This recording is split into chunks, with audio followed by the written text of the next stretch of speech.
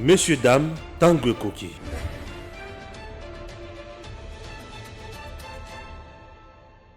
Gigi-Link, présent pour les talents congolais du monde entier, vous aide à trouver un emploi. Enregistrer votre talent sur Gigi-Link, c'est trouver un emploi dans votre qualification. Permettre aux employeurs de découvrir votre talent, être informé instantanément des emplois disponibles dans votre communauté. Vous êtes particulier au Congo ou dans la diaspora? Dirigez-vous sur Gigi-Link et trouvez une main-d'œuvre congolaise qualifiée. Un peintre, une femme de ménage, un gardien de sécurité, un coiffeur, une coiffeuse, un mécanicien, un électricien, un avocat, un médecin, un architecte, etc. Vous êtes dans le business au Congo ou dans la diaspora? Les membres Gigi-Link de la diaspora, tout comme les visiteurs et les touristes, auront besoin de vos services. Vous possédez un appartement B&B, un hôtel, un restaurant, une voiture de location, une agence de voyage, une agence de fret ou toute autre entreprise? Faites-vous connaître en l'enregistrant sur Gigi-Link. Vous pouvez également devenir entrepreneur indépendant et vendre toutes sortes d'objets. Téléphone, ordinateur, jeux et même le livre dont vous êtes l'auteur. Nous achetons vos livres dont vous êtes l'auteur. Nous achetons toutes sortes d'objets que vous n'utilisez plus. Gigi-Link vous facilite le contact direct entre les Congolais de Kinshasa, de province et de la diaspora pour vendre leurs services ou leurs biens via WhatsApp. Visitez www.gigilink.com. Messieurs, dames, bonjour et surtout bienvenue. Vous êtes sur Edem TV officiel, votre chaîne, et précisément dans l'émission Tanguy Koki. Stéphane Balamang est votre humble serviteur, l'infatigable. Je ne cesserai jamais de vous donner l'information. Oui, dans l'émission avec Maître Richard Bondo, nous avions dit que certaines sources nous avaient informé que le président de la République serait déjà de retour à Kinshasa, mais ce n'est pas vraiment vrai. Pourquoi? Puisque l'information, la dernière et la vraie, c'est celle maintenant que je vous donne. Puisque la première était juste une supposition, mais la deuxième, celle que je viens de vous donner maintenant, est vraie. Le président séjourne au niveau de la Belgique. Opération, oui, il a été opéré. Pas le cœur, mais il a été opéré l'hernie discale. C'est tout à fait normal. J'avais dit ça sur Edem TV. J'avais dit quoi sur Edem TV? Que le président n'était pas un robot ni une machine, mais un humain. Ah voilà, que Chassa Toyoka qui déjà au cours constitutionnel et bien qui déjà président, il y a Sénat, professeur Bahati, que Baye Bakoma a remplacé le chef de l'État pour empêchement définitif. Il y a qui s'est déclaré ce qui a Koufaki. Les gens sont trop pressés. Il y a Kende Musika na makambo ozala kitoko te. Nous avons compris que il y a président baza ebele. Batutu bali ko ina président Félix Tshisekedi sosi na bango ezali Congo te. Ezali peuple congolais te. Ezali richesse ya Congo. C'est tout à fait normal. Likambo ya Olive Lembe ezali konyoko la batu. Mon mari est encore jeune. Il a l'énergie. Il a la force. C'est un nationaliste. Quand on nationalisme, on a battu passi. Maman opesi battu sous passi. Battu sous battu passi makasi. Maman Boboto. Bali maman Boboto. Ah, merci beaucoup. Na auto lobby. Tu bandi émission na biso, to kokota na mujidro makambo ebele avec Ousmane Mutombo. Ousmane Mutombo, bonjour. Bonjour monsieur Stéphane. Tu sais quand même émission. Ah, c'est pelneri lelo nae pona kosana wa émission parce que naebi ke émission nawe lo baka solo mingi. Parmi ba chaîne o ezotale na kati ya Congo, na kati ya Kinshasa, ceux qui ba tangi vraiment ba média aligné na information ya sûr, bazoko ta liboso chaîne na yo, eza na kati ba information ya bien et puis na pesa ka yo merci parce que o invita ka bato sans côté la partie privée.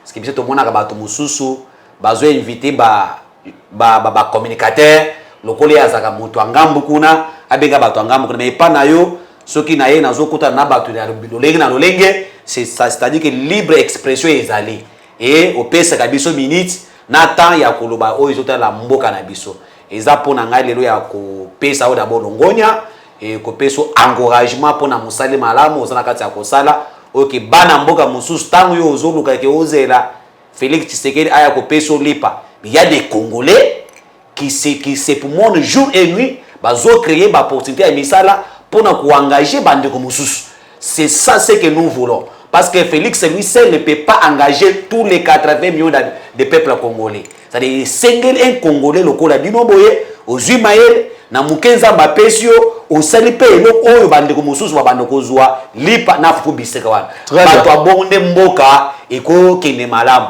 Ya wana ko senga pe bakonzi ya biso bato abonde bato ko soutenir ya ko appuyer bango pour que ceux qui basali ya minene koleka oyo mone peto pe ya chômage na mboka na biso et kokita parce que tout le monde ne sont pas appelés être ministre, être DG, être député. Donc bato mosusu ba entrepreneur baza wana pour créer misala pour na mboka. Très bien.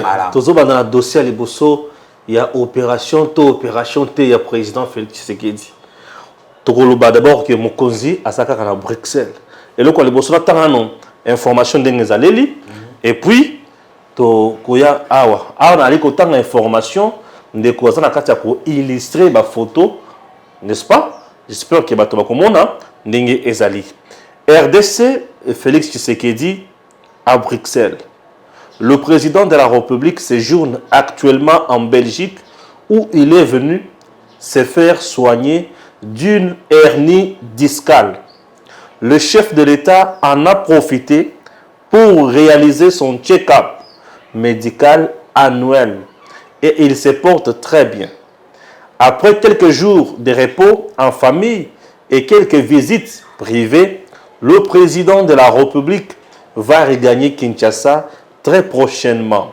Alors, sur la photo ici, que vous voyez, présent sur la photo, d'abord, son Excellence, Monsieur le Président de la République, Félix Tshisekedi Tshilombo. Alati polo moko sur le tricot ya Mali Luana, il y a noir. En dehors de lui, il y a le professeur Christian Raftopoulos Azawana. Il y a également le chef du service neurochirurgie des cliniques universitaires Saint-Luc à Bruxelles. Oh, il y a Pembewana à Mondelewana, voilà comment là. Ok. Il y a le docteur Patrick Badibanga, médecin personnel du chef de l'État. Il y a également le docteur Christian Simba Luzolo. Ok.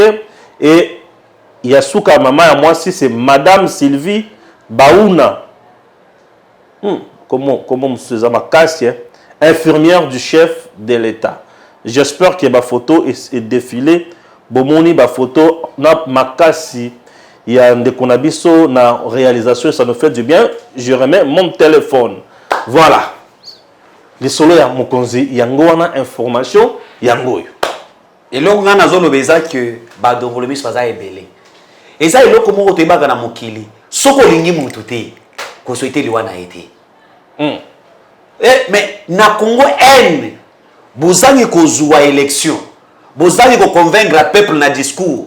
Bozangi ko sala makamwa malamu pour le peuple ba voter bino les susu. Peuple a rejeté bino, mais bino boke na côté moko songolo. Bokomi ko lokaliwa ya moto. Mais motema mabe après chaque dimanche okepe na église. Soko kenda na catholique lié communion.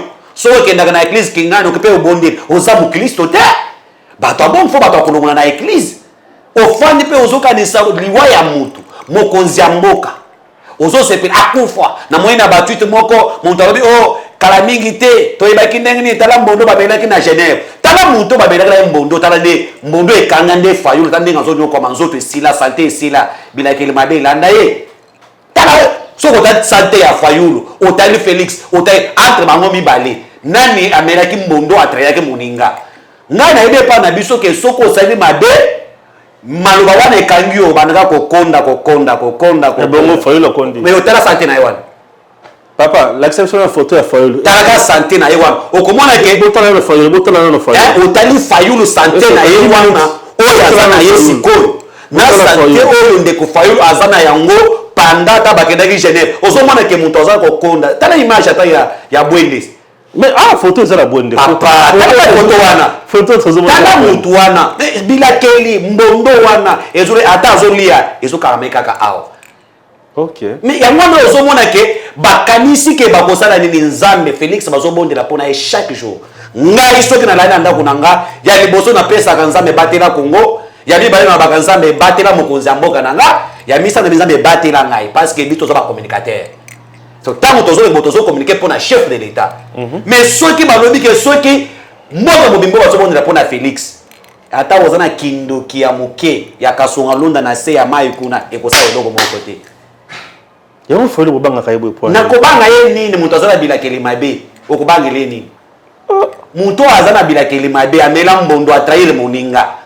Moi je connais bien l'histoire ya Genève mukolo na koya na awa na bande ko histoire ya Genève parce que Fayulu akoluka aya ko sengo pardon next by ma joana te à trahir Félix ndengeni Fayulu oyebi ke na histoire ya Genève oui et yebana ki que le seul candidat président de la République est Félix Antoine Tshisekedi Tshilombo na peso preuve pour preuve Fayulu azalaki candidat député national et candidat président de la République mais c'est quand même azalaki candidat président de la République et candidat député national Adolphe Muzitu azalaki candidat président de la République et candidat député national soki ke basengaki ke ndeko Katumbi aya pe na mboka à l'époque on a appelé candidat député national na candidat président de la République soki aya pour bayebaki ke muntu azo mériter kozala mokonzi ya mboka eza Félix seul candidat oyo akendeki kozala candidat président de la République sans koleka na ba kazala candidat na côté mosusu kaka Félix Antoine Tshisekedi Tshilombo elaki sakini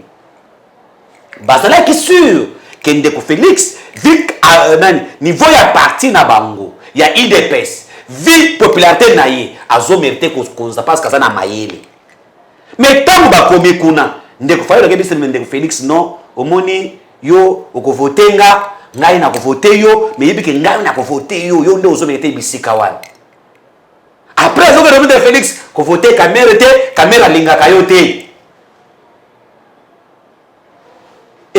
et ça les clique il y a 3 personnes à Bandundu wana balobaki tribalisme te Fayulu Matungulu Fredi Matungulu Adolphe Muzitu et comme bozana batu misato ya Bandundu bozana caméra mutu est ye moko Félix mutu centre ye moko ozoba déjà bato bakangamaki ozosko na Moïse Katumbi côté mususu Jean-Pierre Memba côté mususu mais batu misato bamoni ke te biso loko toza batu ya espace moko toza majoritaire soki to dribbler bango tokozwa nde omoni Félix akei alibi ko voter caméra na voter yo akepe so pas caméra oyebi ke Félix depuis so balingaka ote ba finga ko za moyibi soko voter ye bonabo même Fayulu il connaît ce que je dis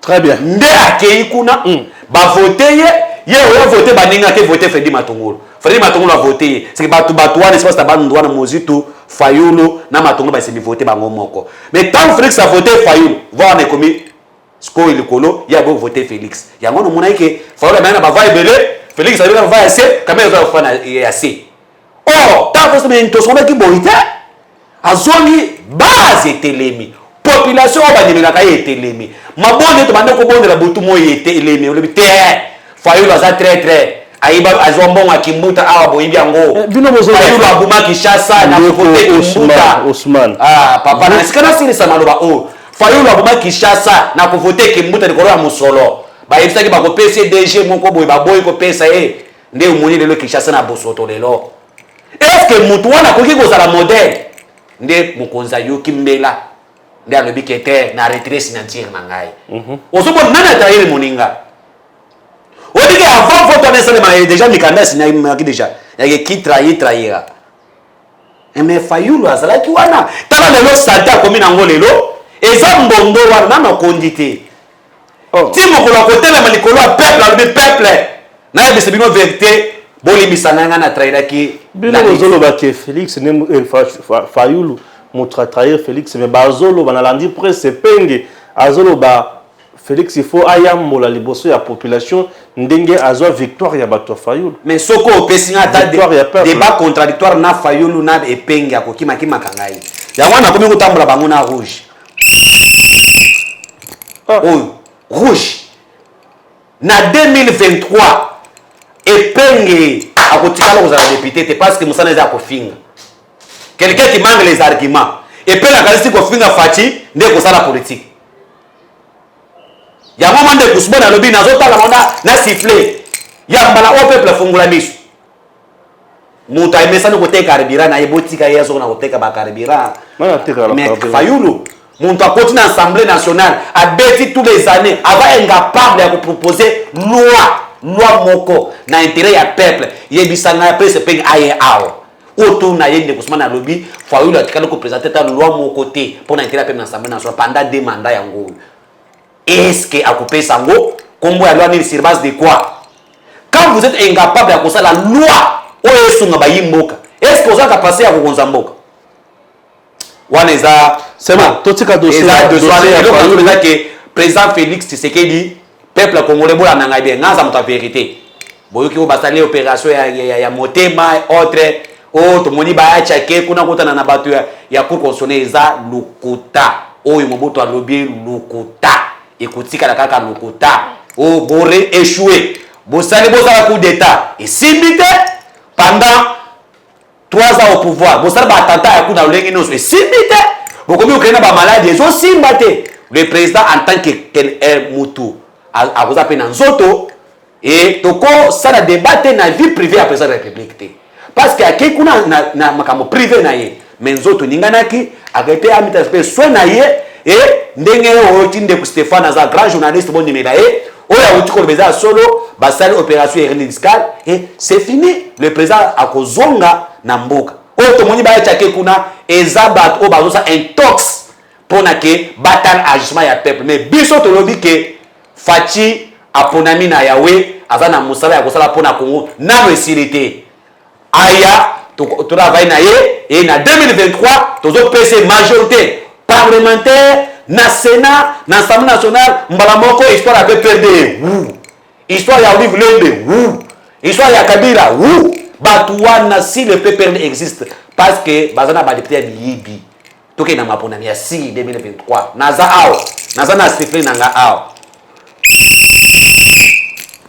Makezo banda bobongama botika kosala badi jalelo mama Olive Lobi ngana matata eza soni to contre la dossier à maman Olive bande ko photo wali komona oyo maman Olive azolambela bato fufu maman Boboto olambela bato fufu elengi moko eza wana olambela bato fufu photo wali komona wana maman Olive azolambela ba congolais fufu bato muso bakomi kotuna za humanitaire to akomi politique bon Ousmane akomeka ko répondre na mituna wana alobi mobali na ye azana no elenge aza jeune azana makasi pona ko diriger mboka bopesa ye confiance eza soni eza soni oyebi bisika Olive azali soki eloko na lobaka una se akene agene ubi amelaki shikata na mituna kamelaki jamba parce que mbana eza makasa ba ferme ba jamba e kangiye après na kolango wana oyebi kepe na politique ba tebele ba langisaka moto malobasa oui na politique so ba baza ebele o moi même de fois la bitaki bala na bwende akomaki joueur na sengaki entraîneur na biso a recruter a cause de bon neuf pour no kaise ce match à Maroc parce que libosa bato montako ko mata moko na ba sentiment moko boy est-ce que maman Olive Lembe aza sûr tant on lobaki biloko wana monsieur Stéphane est-ce que motema na reprocher était aza nationaliste Kabila aza nationaliste Kabila nationaliste na banda ko tangela o nationaliste Kabila ku azata na makila ya Congo te Kabila soko sa nationaliste mboka otia longo na pouvoir ayebi minoko boni ya kata ya Congo alaba Swahili chilo ba yebite Swahili lingala yebite nazoki nayo ki Congo ayebite Swahili alobaka ya Tanzanie Kabila alobaka Swahili ya Tanzanie est-ce que mutu na nationaliste Kabila nationaliste andimi ba rebelle ba makabato pendant 18 ans azo financer ba groupe rebelle na est bazo ba Congomai voilà nationaliste Kabila nationaliste ayoko buma ba entreprise doso ya l'état pour que bande ko o soi-disant ya yé soi-disant banyokwa abomimi ba asale si commune abomi SNCC abomi pour ya onatra asali po mususu abomi ba entreprise nyonso ya l'état oye koki ko pesa ba kongomani bomengo oye koki ko pesa ba kongomani santé ya malamu wana za nationaliste Kabila Boumi Kaboumi a Mamadou Ndala. Parce que Mamadou Ndala était nationalité, alors qu'il savait qu'il faut abonder Bitumba wana, attaquer téléphone, aller rebeti nangambo kuna, wana za nationaliste. Est-ce que batanga nationaliste batanga Kabila? Quelle est la lutte que Joseph Kabila a salé pour n'être comme nationaliste? Bah le bien Sangisi Congo et Kabona qui n'habitait. N'habitait ni. Yangwana le long de Kousmane za moto vérité. Et ça lui bien pour n'en paix sa Congo de vérité. Peuple a beau la dangai. Balobi Kabila sangisa kimboka. Yebisanga guerre zaki na Kasai. Guerre zaki na Lubumbashi. Guerre zaki na Bandundu. Guerre zaki na Balobi RCD Azwaj Akangaki. Nazo car papa nazo yebisa yo. Kaka na est wana. Oyo Kabila wotelaki. Ba rebele Kabila wotelaki kuna. Kabila wotelaki na est. Kaka na est wana ndebi tumbezaki na est wana. So Kabila asangisa kimboka. Mbeto nto katama kama ADF na na est tse. Mbeto wo katama bituma est tse. Osoka précision. Ba kongma ozo na précision. Kabila yana pouvoir bitumezaki na est. Est wana totolaki na moto ya makila oyo. O makila ezoka na komiko biloba lo badinisi sanga oyo rebelle. Roger Lombala est rebelle. Azarias Robera est rebelle. Yemo Kabila est rebelle. Mbusi Nyamwisi est rebelle. Les conglomérats des rebelles. Mupanzi wana. Jean-Pierre Mbemba azaki frustré oui wana mwana mboka azaki frustré na comportement o Kabila basalaki pona ko benga na Mobutu kunyoko la peuple. Ye père rebelle. Yebisangai. Yebisangai est-ce que rebellion ezaki na Kasai? Est-ce que rebellion ezaki na Bakongo? Est-ce que rebellion ezaki na Bandundu? Ezaki na Krakatanga kuna na Lalaba kuna? Ezaki na Mopanzi wana. Mais tant Kabila ye Aliba de nganga ba rebelle ndenge to bundaki to sale mission na mission to bimi so alita papa na ngai boya to partager kato bande kwana batiki minduki batiki bato na bango bazana bakati wana baye awa ba partager kato wana za nationaliste Kabila ngona pouvoir atiki ni atiki guerre na est atiki mbongo na banque na te zela ko toucher ngai kuna te soko toucher ngai kuna na donc ona koloba ye kusale motema passe akolela telelo papa atiki mbongo na banque Kabila ye wana asangisi bato wana bafandi soki Kabila azaki nationaliste ya solo asangisa kimboka mbele bitu beza na est te Kabila koti na pouvoir na 100 abimi yango pe na makila wana za nationaliste akoti na pouvoir na zera makila na munduki abimi na pouvoir atiki na zera munduki Orozi Mukenzi azawapi Kapangala azawapi pona Kabila désister. La pression de Ousmane Moutombo arrêtée pendant 2 jours na an heure pour Kabila alonga na pouvoir. Nationaliste, quelle est la vie que Kabila a laissé au peuple congolais? Yo tunanga makama banque. Kabila continue na pouvoir azaka na 100 $ na banque te. 100 $ na banque azaka wa beta compte bancaire. Oui, ba tu compte. Nazo yebisa yo papa. Yebisa ngai. Kabila continue na pouvoir, soda ba futa combien? Soda ba futa combien? Ba na futa 100 $ na tango. 100 $, est-ce que 100 $ moi Kabila wa beta compte ya banque? Yo moya ta déposer la pouvoir la ba bout. Eza musala mesana na alela ngo fort ya zama ba bout kaka. Nde la tsaka. Kabila yana pouvoir azangi na 100 $ na compte na ye. Lelo abimi na combien? Plus de 60 milliards. Ati Congo na combien? 890 quelques millions. Pas 1 milliard, mon tour ba 1 milliard là qui s'anga manger des preuves, il y a rapport à banque centrale. Les rapports annuels. Kabila tiki mbongo wana, mais hier atikale na combien? Mais aujourd'hui, Félix Tshisekedi Tshilombo, l'homme du peuple, un visionnaire, un chef qui mérite sa place, quelqu'un qui a la volonté, un vrai nationaliste wana. Lelo pendant 3 ans, 3 milliards,5. Mais ce qui avait été 18 ans, na combien? Ndeko Stéphane. Bato baso monate. Non, quand maman Olive Lobi Kabila zana force. Nazo simbela yo maman Olive wana. Azwa mai bisika zamila. Achie mai mpanzi. Nazo simbela. Tana Alex Kabubu soto Kabila. Kabila continue à pouvoir enseigner bando toucher combien? Quand les gens disent Kabila kotaki na pouvoir, atika dollars ezalaki na autant, Kabila continue à pouvoir dollars ezalaki na combien? Oui, mais atika on a 16 hein, le combien na 20. Aza akutaki ezalaki na combien? Te wana na ebite. Ezalaki na 92. De 92 à 16,500. Quoi ta sonité? Son exacté. Non, dollar à un certain moment, ils ont 36. Papa, oui, tu as bien côté na pouvoir, non? Vous avez rappelé Ngaï. Mais à tika on a combien? Bon, la distance, one, Sony. Les gens de mauvaise cour. Kabila n'est pas un modèle pour la République démocratique du Congo. Un jeune qui est encore... Kabila, il est jeune pour tuer. Il est jeune pour voler l'argent de l'État. Il est jeune pour na zo. Kokenda kochamo na kingakati. Na kena kati azo na kuti nyawa zole ya loso. Nyawa zole ya loso. Nyawa. Bilo wa vole ezali société. Nyawa na zo zole ya loso. Na epoka Kabila. Ba nyama nyoso na zo ezali société. Et Sengel Fatia ya pour na renouveler zo. Et Sengel Fatia ya pour na enseigner Simba Musolo ya malamu. Et Sengel Fatia ya pour na ba agent ya l'État o babanda kosala bafuta makate bafutama.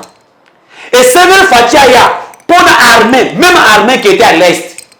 O babanda ko ba ki armée na biso za faible et comme 76e au monde. Et bon ba ADF et zo apport ya beaucoup.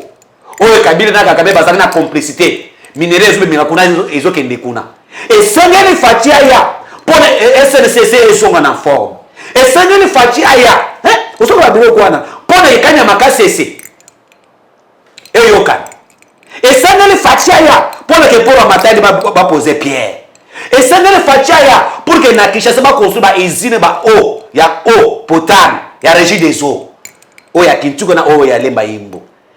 Et Sengel Fatia ya pour que la diplomatie, le Congo sont en conseil de la nation. Et Sengel Fatia ya pour nous l'embarco na biso. Toba, oui bien moi, toba no koso ba bindu kambarco elongwe. Oui, ça je sais. Et Sengel Fatia ya l'embargo ne concerne plus les militaires FARDC, mais plutôt concerne les groupes armés. Voilà. Et Sengel Fatia ya pour que Liban se relance. Et Sengel Fatia ya pona botola 14 actifs miniers. Oyo Kabila na moninga na date nucléaire na Moïse Katumbi miyibi. Et Sengel Fatia ya pona Jekamine zone. Oyebi ke Jekamine zaki na 36 carrières minières. Bateka 32. Etikala na 4 carrières minières. Soni.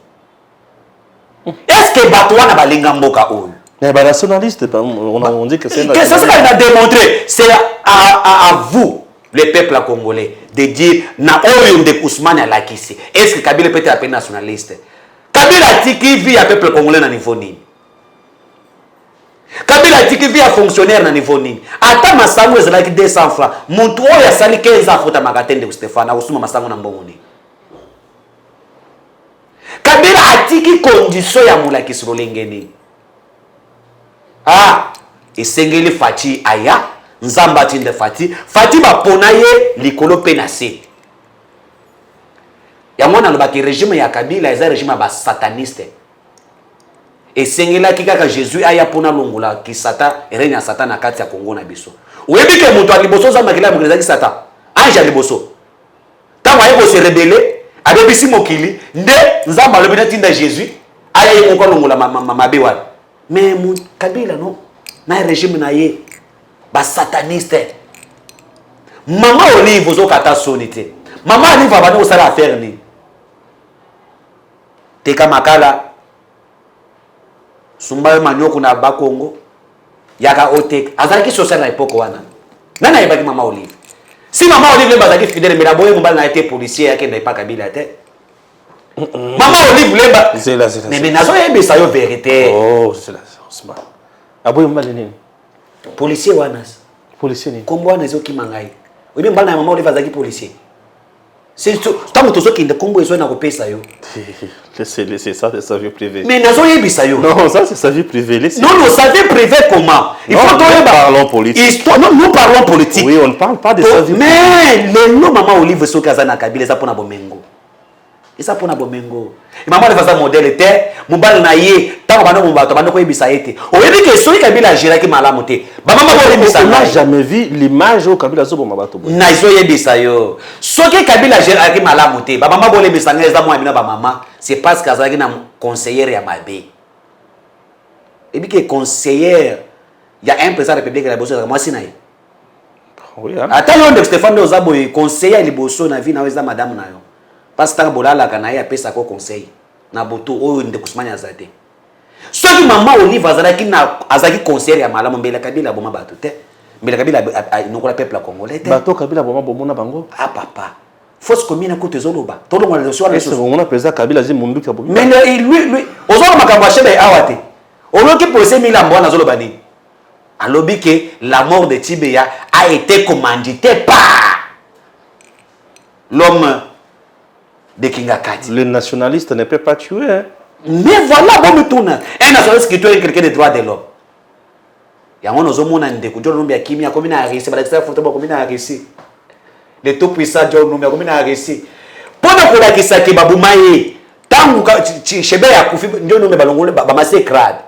vous avez accompli une mission. Il y a eu un tombo kamata. Le long de Mutondo à Zawapi. Maman Olive a un modèle de mon côté. Totiki, ceux qui peuvent passer ça, Fachi, Aza Moutaboboto, Fachi a élu kufana na batu. Ya mwana atiki bino mofana na mboka oyo. Ceux qui ezalaki ngai, ceux qui ngai. Mais les bozana exi. Soit bozana makala. Il peut me colorer, c'est sa pouvoir. Au côté de makala. Là, on va gérer malade. Yo, c'est que Fachi a côté pour ceux qui Fachi mo, ndekwa Fachi mo kwa bomi moto na Pascal. Yo so kinde kwa Fatima kwa beto village Masasi. So ko kinde kwa Fatima ko azumwa si abat. Yo so c'est famille mo ko ibota makina éducation malamu. Mais ba fanda wana eza pona mawa. Ba sali nyonso pona kunui. Ngai na pona nga. Kabila ngana ko Kabila lelo, Fachi lelo. Kabila ko zo ata 5%. Moi je te dis vérité. Muzobanga élection. Te nazoloba na nazobanga te pona nga ba pese biso ata chance wana ya Kabila aya ekotikala ko sabena mokili akobima sans voix obike reso ya Kabila za ya Shadar kuto moi bien Shadar représenté Ma Olive Lembe alobi bozo kanisa ke Kabila n'est plus majoritaire, ne plus aimé par le peuple. Ndeko Stéphane. Mais le fait ya komona ne bazo yambaye. Ndeko Stéphane. Ndeko Kabila. Ndeko Stéphane. Ah oui. Nazo yebisa OK. Celui Kabila zala qui est beaucoup aimé par le peuple congolais, mais le Shadar a démarré président de la République. Vrai ou faux? Parce que Shadar a pas représenté Kabila. Shadar a pas représenté Bila ya Kabila. Shadar était le choix de Kabila. Bato banda kundimela Kabila. Bato balinga Kabila zala mokonzi ya mboka. Bato mune Kabila sale bele ya malamu. Balinga basala ndenge nini? Balinga ba voter Shadari. Soko mo Shadari abimi soki 3e mois ba peseka ya kopesa. Mais Mubaki alobaki candidat ya Kabila zala kenya na opposition. Soko oyoki nzala ozona poste bake no Kabila o miete ya bato ya Kabila folo bakaka bongo pono zo mbongo wana bato nzala. Hein? E bato nzala. Ozuibo moto teki na mbongo. Mais les lois, tala nini, Shadar azaki wapi, bazo kosa bino. Parce que si Fachi est là, on a pouvoir. A faire des mandats na yé. Alors que Ndeko Ousmane yé wana. Azo présenter bilan nangai. Bato banimaki combat ya Fachi, bako sala ndenge nini. Bako voter Ndeko Ousmane. Parce que des continuité, il y a bolamu ya Ndeko Fachi. Si on partait aujourd'hui aux élections, le président a-t-il un bilan à présenter? Oui. Je suis le mieux placé. Il y a qu'à présenter un bilan à chef de l'État dans chaque secteur. Vas-y. Exercice le langue fort. Naza le mieux placé. Il y a tokende. Ata ba conseil mususu ba kokama ba mais petit wa zubilo ko wapi. Papa. Naza na kaye. Ah. Mana tambola kana kaye. Oui, non c'est ça bilan à chef de l'État. Tala non c'est ça bilan à chef de l'État. Mais ça 3 pages tamba. Té, nazo eza bilan à chef de l'État. 3 papiers. Té. Eza eloki. Agenda za munene mais 3 papiers. Té, nazo chaque jour. Agenda de bosso c'est tondaki. Ah. Agenda de bosso est tondi. Oh eza ya mibale. Oh nazo ko. Ousmane, tangela biso makambo oyo tondisi agenda ya liboso na ya bilan ya Fachi. Ba kongomani bolanda bien. OK. Tala bango penza. Fachi a un pouvoir. Nazo c'est premier bilan. Gratuité de l'enseignement. Constitution na biso ba eza depuis 2006. Kabila a un pouvoir depuis 2006. Entouré par les professeurs, les voleurs, les tueurs, les sanguinaires. Ils n'ont pas arrivé. Il y a qu'au gratuité de l'enseignement en place. Fachi Aye a payé gratuité de l'enseignement en place. Plus de 6 millions d'enfants. Fachi a payé bango classe. On est la première bilan. Fachi Aye a l'ongole professeur na $70, na $90, akomisi na 140 $. Deuxième bilan. Fachi aye akutika na makasi ese. Oyi musée azalaki nini? Atikaki. Soki ndeko Kabila azalaki vraiment mwana ya musée. Soki ndeko Kabila azalaki vraiment national lokola musée. Soki ndeko Kabila alingaki Congo oyo. Mais kanya makasi ese lingaki kufuta parce que ezalaki ya papa na ye. Soit disant papa na ye. Fachi azongisi kanya makasi ese. Ezalaki na province moko na 3 provinces lelo. Fachi aye azwi kulula oyo Kabila bazalaki ba Fasika Lombo. Parce que il dit que Francis Kalombo nde muto asala ikuluna na Kinshasa. Ousmane yaki pona ba vérité, lelo pe achape mbanga loba. Aya. Francis Kalombo muto asala ikuluna na Kinshasa ezala. Fachi ajuba kuluna, akomisa ba baptiser. Ozoka bila. Fachi aye, akuti bukangalonzo. Nazo peso eloko mo pepe na baye bango. Baba de Ousmane loba kamingi pona makamwa matata bukangalonzo. Nazo pesa bino pourquoi de Ousmane azo loba. 280 millions na Bukangalonzo. Soki Bukangalonzo akanelo mbetoza na 100,000 tonnes ya maki na Bukangalonzo. Mbetoza na 150 tonnes ya maïs na Bukangalonzo. Toza na 250 tonnes ya manioc na Bukangalonzo. Toza na kina ba soya, to ba ko produire plus de 180 tonnes ya soja ya Bukangalonzo. Ozo connaissez que projet moko bankable pour na Congo. Mais ndeko matata na ba kwa Kabila balie mbongo wana. Ngai na koloba tika bato Kabila ba biseke kata matata lungwe na FCC na EPPRD. Balobi ka pesa rapport ya Bukangalonzo. Bango moko ngai te. Fachi ya zongisi Bukangalonzo. Oyo bino bobo maki. Fachi ye miba Kabila abomaki. Fachi zongisi miba na production. Fachi aye azui chez Kamine azongisie na niveau ya production. Fachi aye azui SNCC oyo Kabila na Moïse Katumbi baboma. Webi Moïse aboma buka SNCC.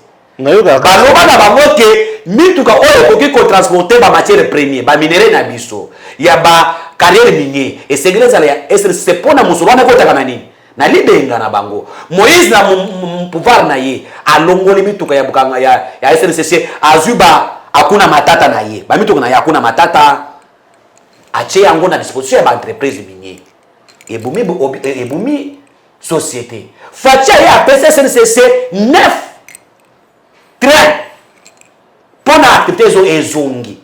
Fachi ye na construire kaka autant que 3 te na komi na 8 papa. Oui. Na komi na 8. Fachi aye na kati ya mboka oyo. Akuti batu 8000 médecins. Matriculé ba futa makate. Bache ba na listing 6000 médecins. Soki nazo conseiller ça aussi na ba preuve. Si je comprends bien bitumba oyo 6000 azana ngolelo bitumba oyo azana ngolelo nazo kenda kosuki sa pona ko lakisa batu ni pourquoi bato balinga Fachi te. Fachi aye akuti ba école fictif abumi yango mbongo wana lelo komiko efuti 800 ba enseignant ya maternelle bazwi musolo na bango. Fachi aye akuti mbongo ya OGFM bazo futa bango ba policier ya Tanzanie na Zambie salaire na bango. Ah congolais nationaliste un nationaliste qui prend l'argent du peuple congolais azo futa ba soldat tanzanien. Alors que yo soldat Congo zaki na combien? Fachi azongi simbo wana lebenga leta. Fachi aye na mboka oyo. Akuti ba carte visa. Motofa nda kuna ye bibisi carte visa. Azwi $50,000.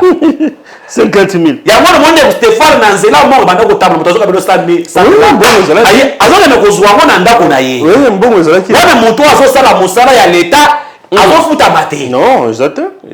Fachi aye angongoli bato wana. Moni bine kikai karubi abu wa Shadara abasengi papa Shadara ke senga Fachi pardon. Alobi soko chika makambo ba carte visa ngai na kokufa na kata prison bakokangama. Fachi aye abakuti ta nazo former bino 85 villas ya Onatra ba confisquer ngo pa ba régime ya sataniste ya code 18. Lelo il faut izonga na maboko ya Onatra. Nyonso wana pona mboke bonga. Mais tala bato oyo bazoboya Fachi.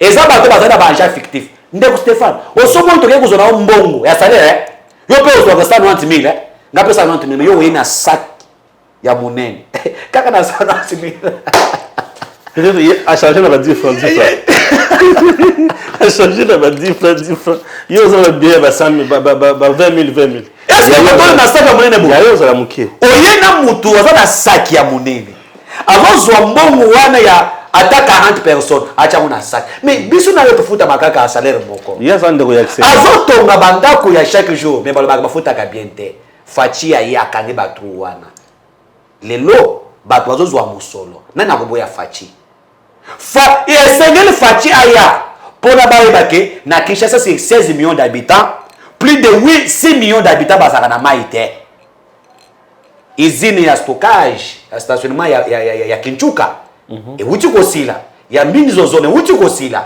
bazala oyo ya lemba yembukala mingi ezosila bapesa plus de 6 millions ya bakinois mai eseneka faci aya faci aya mpona IGF etelema esengeli faci aya mpona IGF etelema faci aya mpona Katanga etongwama soki Moïse Katumbi azalaki bon gouverneur mbele makambo fifi masuka azosala mbele asala yango te faci aye mpona village ya Lusaka bazwa courant faci aye mpona ke na village ya ville ya Zongo kuna 50 ans sans courant esengeli Jésus faci aye mpona pesa bango courant ozoyoka makambo ndeko Ousmane azoloba faci aye bobande koloba mingi ndeko Ousmane ake kota ke lo makamba ba diplomate plus de 300 millions dettes pendant 10 ans oyo ba diplomate ato bande ko futa matena banante 10 ans wana faci mutu azaki na pouvoir 10 ans wana faci très bien ba futi 300 millions ba organiser diplomatie na biso ya Congo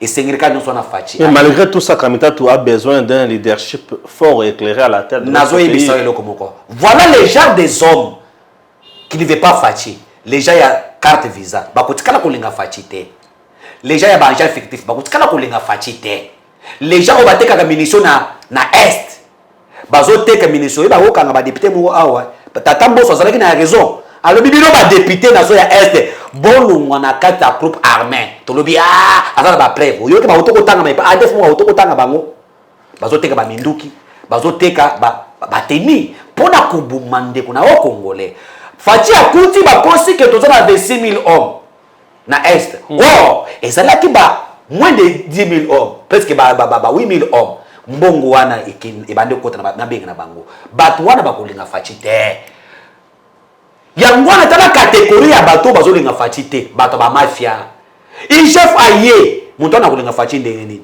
oyebi ke na gele mpona bandako ya chambre salon ndenge ezaki boye ezali etikali vide ba makango ba papa wana bazo ba jeune fille obiso to kolinga ata kobala papa wana zana basi musu azu ba jeune fille apesa ke 300 jeune fille yoko pesa ngai nini alokele ndako kuna afutaka chambre ya boye $200 lelo bazongi na chômage bandako etikali vide kuna esengela faci pona nettoyer bato wana tondi mafaci te pona nini soko ni faci te oza olingi Congo te très bien to yoki makambo place voilà très important mais soki faci aye pona ke olongwa Kinshasa ti boma mwanda faci nzela wana isalamaki te 18 ans d'existence 18 ans de tuerie 18 ans de vol crime économique 18 ans de mafia 18 ans des injures des humiliations de la République bato wana bakoza la modèle te atanga bachingai na Kabila lelo na kobatra ye nga bachinga na Kabila lelo bakona batra ye nazo bisi bango baya 2023 yango ndeko Ousmane komeko tambola na sifflet rouge to pesa bango rouge to pesa bango sur rouge o boy faci comment na oza sifflet rouge Kamitatu una uti koloba wake yo tangi makambo nyonso ya faci wana Kamitatu azoloka leadership éclairé à la tête de l'État. Leadership éclairé, ce qui est un leadership éclairé, mais quelqu'un qui veut un leadership éclairé, a combien de temps pour la sac? Quelqu'un qui n'a pas un niveau d'études. A les sacs. Kamita, tu as allé dans l'Assemblée nationale. Apport na Ezra qui est président de l'Assemblée nationale. Kamita, tu leader de Bandundun. Ah, ngaye. N'a pas la vérité. N'a pas la vérité. Pense à yaya. Ah, tu mets ça là déjà. Tu mets ça là déjà. Parce que nga basi bakanga déjà na mesa na ngai. Nga basi bakanga. Tu mets ça. Kamita, tu azalaki parmi ba leader de Krabandundu atika na bandundu ne ata pharmacie ya pamba ezalaki te atongata nazoyebisa yo ata pharmacie ya pamba ezalaki te eloko Kamitato atikaki kuna eza kaka tombo batongaki ya papa na ye ata boke ya pamba ezalaki te. Awutu kobeta mpiaka Moïse, tu es entouré par les aventuriers. Moi je te dis ngai na lingaka ote na makambo politique na lingaka ote parce que vous êtes traître mais na bo mutu boy na lingaka yo parce que vous êtes président na ya mazembe ata ozela biso ba coupe ya corruption to boy na bisote lokumu wana kaka mais nazo yebisa yo oza mal entouré ba Kamitato wana ba Francis Kalombo ba Maïta Mukebai ba muto ya liboma Daniel Safu oza mal entouré Kamitato abeti mpiaka na bulungu kuna na ukewi mase ya kuna za leader mimi nikusumana za ba image na ba image tata kuna Kamitato na ba image oui parce que kuna na le 8 mars chaque leader balobi bato Stéphane baleka yo liboso bato ngo liboso zo comprendre ba lekaka mais Kamitato ayoki sona akendaki kuna azakuna les 6 je suis bien informé les 7 Kamitato akimi atiki deleke na ye mais ta balobi Kamitato bato Olivier Kamitato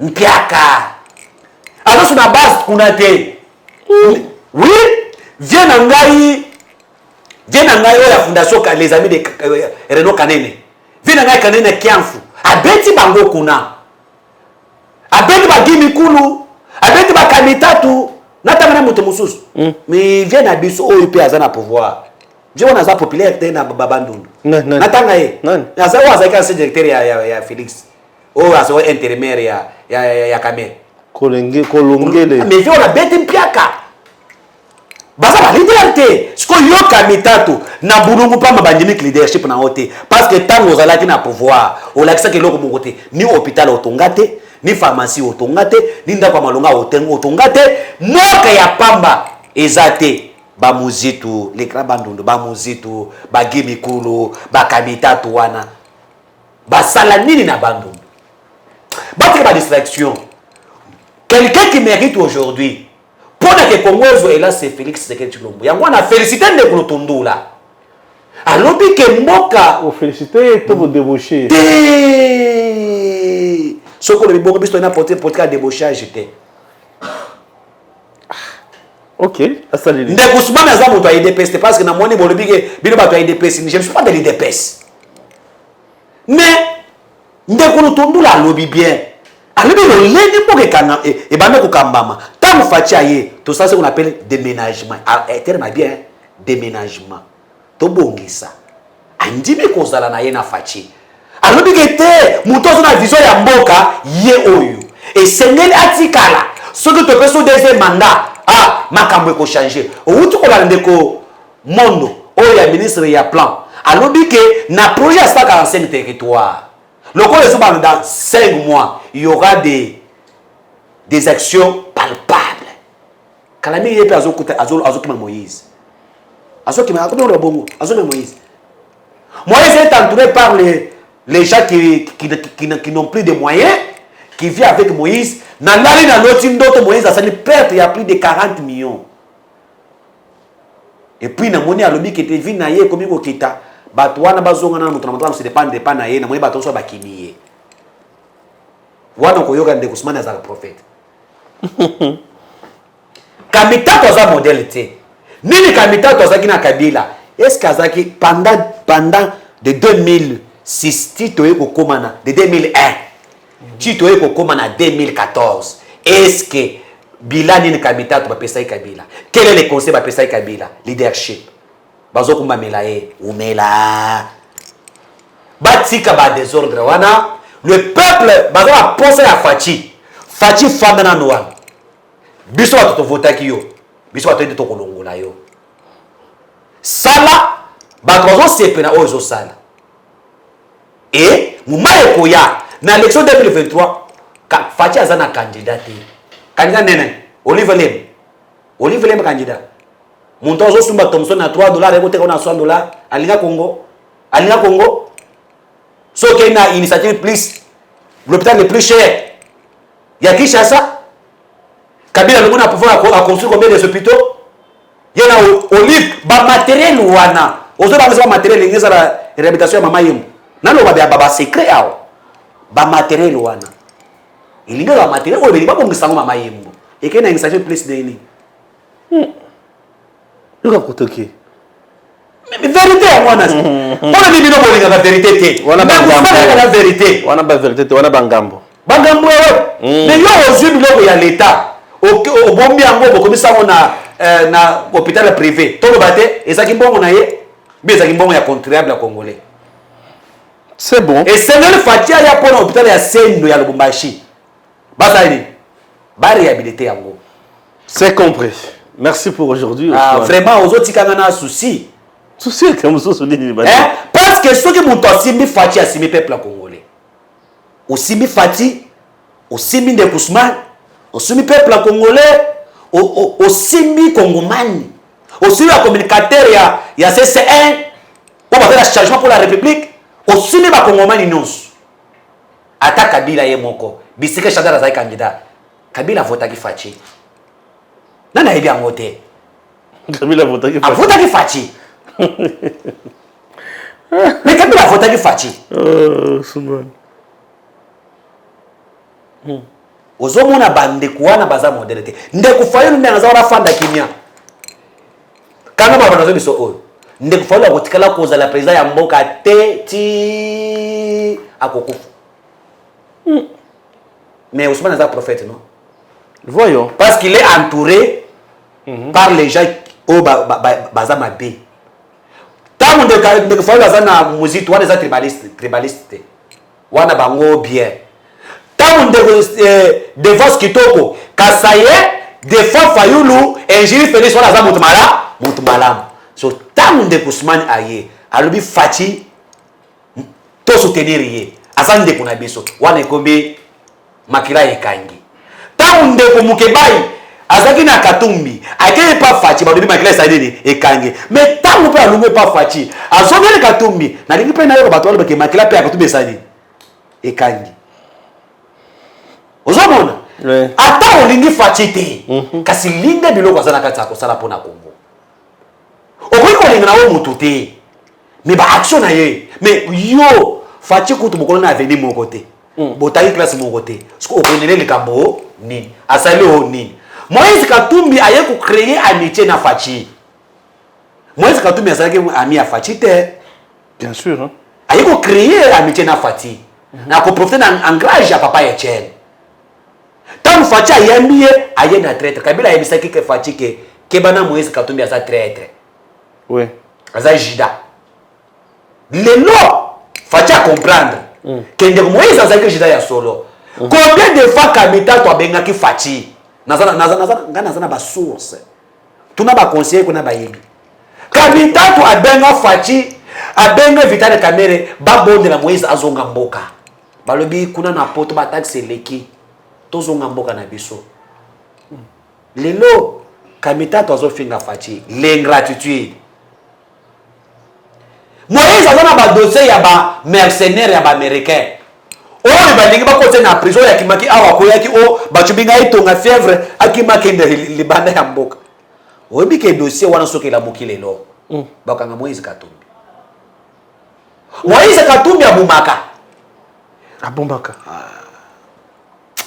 Nalo ba vérité. Ndeko oya wutu ko kufa ya Kajombo. Il y a des miribili qui dit que Moïse abumaki. Pardon. Ndeko Moïse a le football congolais. Talati le Roma c'est mazana coupe ya lokuta. Côté on est d'accord. Abumi, on est d'accord. Ezama comme nomoni. Ezama comme oh ya nani moya ngote. Ça on a été. Pardon. Mais Abuma football congolais. Oui. Abumi tous les leaders ya jeune talent. Badeo Kanda, Batusuri Bazola, ba joueur de Bénin. A terminé à Kinshasa à Botolier. Au milieu les joueurs même bien à Moïse Katumbi à étranger. Aza Congo manité. Mais mutuwa tant beaucoup zoa Congo bo pesier. A gérer on a corruption. A on a détournement. Yé ko to opposition ko zalate parce qu'avec Fati on récupère la télévision, au fingi, au lobby, au bimi pe boui OK. Mais avec Kabila na pouvoir, Moïse Katumbi na Katanga ba bete ba Congolais film boto na Muyambo boto na Jama Kabun lelo Moïse akoza la modèle ndenge Congomani fongola biso il est temps de vérité Ndekousman ayena sifflé alors bientôt 2023 Fati ballon eza na kati ya maboko ya Fati tozo accompagner ye ngana petit ja fa na une passe bande ko so ba kokweya tolo ba vérité ke bande ko na baza modèle te pona ba Congomani. Très bien. Tout c'est là. Aussi tout c'est ça. Tout c'est là. Mais naza le message. OK, vas-y. Nazo pesa message d'abord na ba Congomani que aujourd'hui nous avons une structure CCN, les communicateurs de changement pour la nation. Ces structures qui accompagnent la vision des chefs de l'État. Avant tozo la kisa ba projet ba action au Mongozamboka sali. Tozo le corps ba structure mususu a jalé l'hôtel. Mais message de nous fait ces aboyi. Aux ministre salam alam. Tolingi to songayo oko ta prison te pona bana batika na ba moko te. Salam alam et chef Fazali. Biso to kosunga bino. Soko lingi nde kofachi te tika na yo. Parce que na yoki na nzela na ngai ke ba ministre ya Katumbi bazo saboter na yebaki na hebila lo bakango awo. Babaka ko saboter l'action du chef de l'État pour que balo ba ke bila na yo partager na bisote. Mais bango baza na kati. Bazo courage.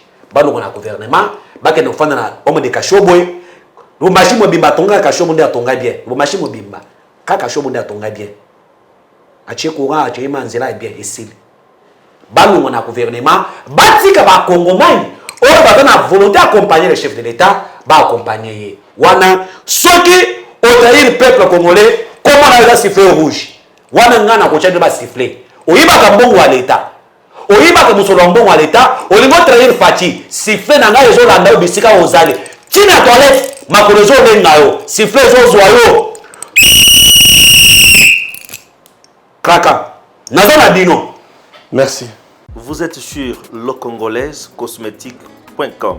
Le Congolaise Cosmétique vous propose les parfums de ses qualités.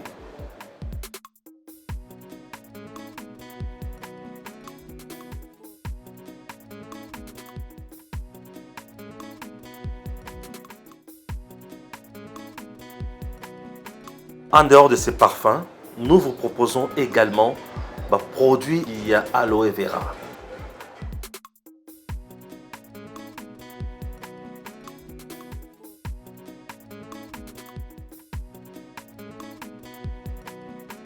Pour plus de détails, contactez le Congolaise Cosmétique au plus 243 994 940 896 plus 243 994 940 896 ou soit tapez www.lecongolaisecosmétique.com. Inutile de voyager, inutile de se tracasser. Arcis Style de Rêve, une boutique d'habillement et salle de mariage vient donner solution à vos inquiétudes. La boutique offre des articles de qualité 100% turquie.